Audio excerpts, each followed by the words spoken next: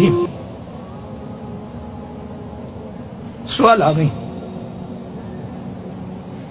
هل نحن ندرك رمضان أم لا؟ السؤال الذي يطرح نفسه. هل أنت تدرك رمضان أم لا؟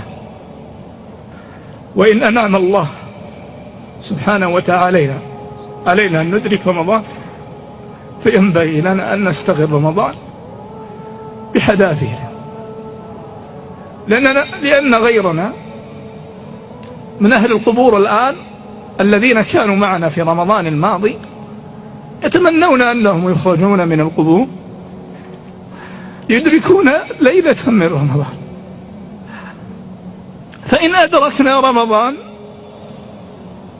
وأنعم الله علينا أن ندرك رمضان، ألا تعلم أن أناسا يتحسرون من أهل القبور الآن يتحسرون في ليلة أضاعوها من ليالي العمر، فما بالك في ليالي رمضان، ليالي عظيمة عظيمة عظيمة ما يعرفها إلا من فقدها، ما يعرفها إلا أهل القبور. لو كتب الله جل جلاله أن أهل القبور يخرجون